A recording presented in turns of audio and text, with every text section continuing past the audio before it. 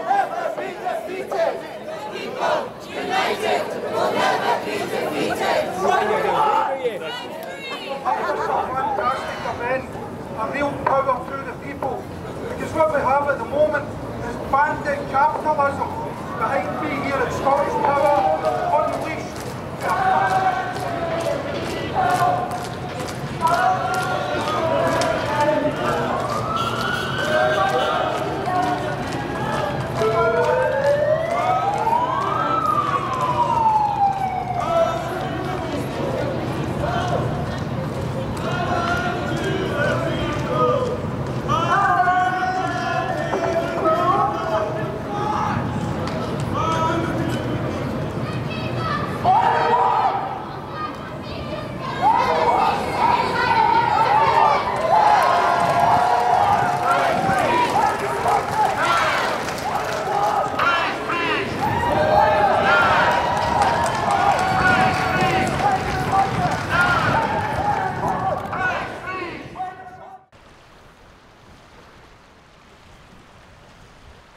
And remember, my fellow subjects, rule Britannia.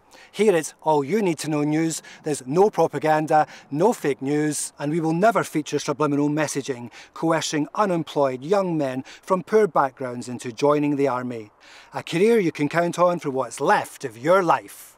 Personally, I must say, seeing the world from inside a tank must be better than relying on dodgy, underfunded, poorly run public transportation systems.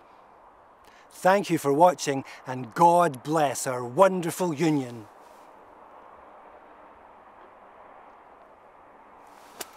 Thank fuck that's over. Am I right?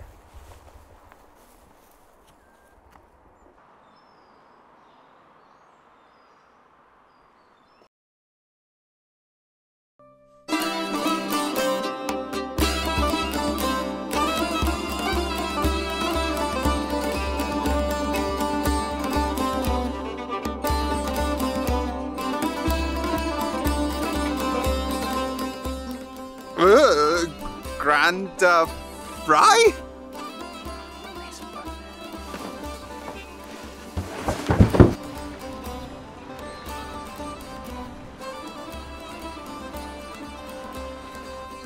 I almost wish I was homeless in Yemen. Do we need to move somewhere else? We'd struggle there too. Oh, I really hope he dies.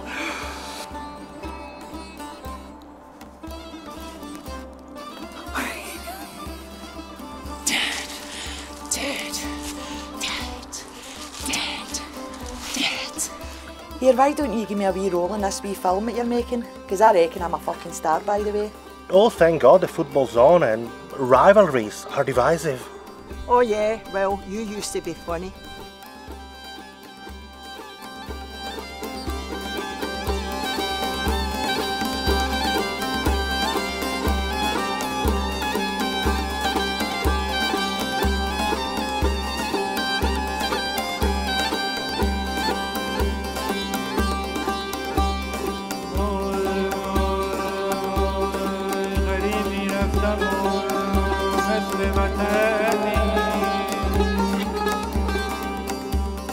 غم خوردن کسی